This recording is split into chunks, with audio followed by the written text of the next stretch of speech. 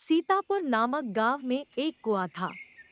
गांव के सारे लोग उसी कुएं से पानी लेते थे। एक दिन एक चुड़ैल उस गांव में आती है और उस कुएं पर अपना कब्जा कर लेती है।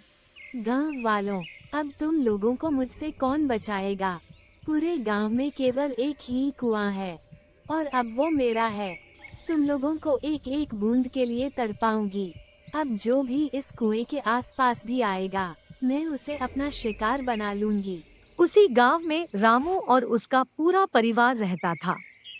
रामू अपनी पत्नी से, पानी खत्म हो गया है, जाके कुएं से पानी ले आओ, नहीं तो शाम के वक्त कुएं पर पानी लेने के लिए भीड़ हो जाएगी, तो पानी लाने में मुश्किल होगी। मैंने कितनी बार कहा है कि घर में एक मोटर लगवा लो। ये रोज रोज एक मटके पानी के लिए कितना दूर जाना पड़ता है, लेकिन मेरी कोई सुनता कहाँ है। फिर कभी लगवा देंगे, इसमें इतनी टेंशन लेने वाली कौन सी बात है। हाँ, यही सुनते सुनते दिन बीत गए, लेकिन आज तक एक हैंडपंप भी नहीं लगा और मोटर तो बड़े दूर की बात है। अरे पानी तो ले आओ पहले, फिर बहस करना। रामू की पत्नी कुएं के पास पानी लेने जाती है तो देखती है कि कुएं में चुड़ैल बैठी हुई है। तभी चुड़ैल ने उसके हाथ को पकड़ लिया और कुएं के अंदर लेकर चली गई।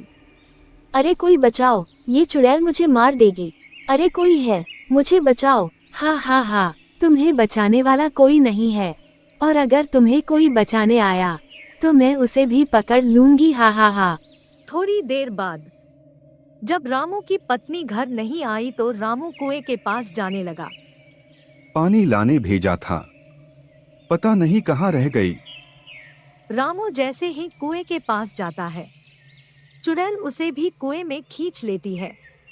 कुछ समय बाद शाम हो जाती है तो गांव के लोग एक एक करके पानी लेने कुएं के पास आते हैं, तो चुड़ैल सबको कुएं में खींच लेती है। तभी कुएं के पास से रमेश और सुरेश नाम के दो दोस्त गुजर रहे थे।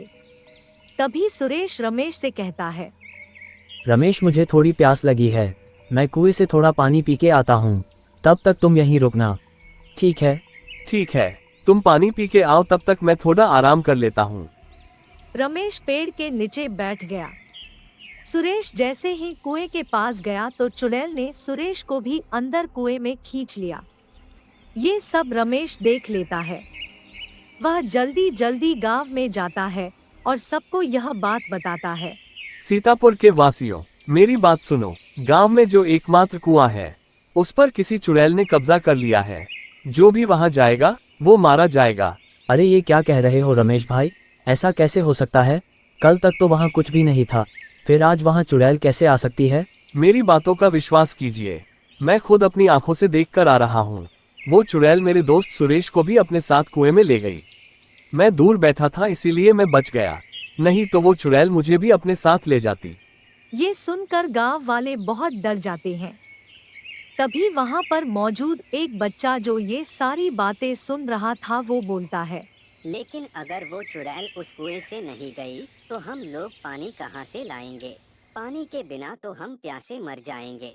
प्यासे मरने से अच्छा होगा कि हम उस चुड़ैल को उस कुएं से भगा दें, ताकि हमें पानी मिल सके। उम्र में छोटा है लेकिन बोल एकदम सही रहा है। डरने से कुछ नहीं होगा, हमें चुड़ैल का सामना करना ही पड़ेगा, नहीं तो हम लोग पानी के बिना प्यासे मर जाएंगे। सभी लोग गांव के पंडित जी के पास जाते हैं और चुड़ैल के बारे में सारी जानकारी पंडित जी को देते हैं। तब पंडित जी बोलते हैं, ठीक है, मैं समझ गया। ये लो, इस जल को चुड़ैल के ऊपर डाल देना, उसकी मुक्ति हो जाएगी। जी बाबा जी, आपने जैसा कहा है हम वैसा ही करेंगे। गांव के लोग उस जल को लेकर कुएं के पास जाते हैं तो चुड़ैल उन लोगों को भी अंदर खींच लेती है। वो लोग जैसे ही अंदर जाते हैं तो देखते हैं कि चुड़ैल सभी लोगों को एक जगह कैद करके रखी हुई है। अरे रामू भाई, तुम यहाँ कैसे फंस गए? अरे मेरी छोड़ और अपनी चिंता कर, यहाँ से निकलने का कोई रास्ता भी नहीं है, और जो एक रास्ता है उस रास्ते पर चुड़ैल बैठी हुई है। अरे चिंता मत करो रामू भाई, हम थोड़ी देर में सही सलामत बाहर निकल जाएंगे, तुम बस देखते रहो। तभी चुड़ैल आती है और वो लोग जल्दी से अपने हाथ का जल चुड़ैल के ऊपर डाल देते हैं और चुड़ैल की मुक्ति हो जाती है। दोस्तों, अगर ऐसे ही और कहानियाँ सुननी है तो इस चैनल को सब्सक्राइब जरूर कीजिएगा।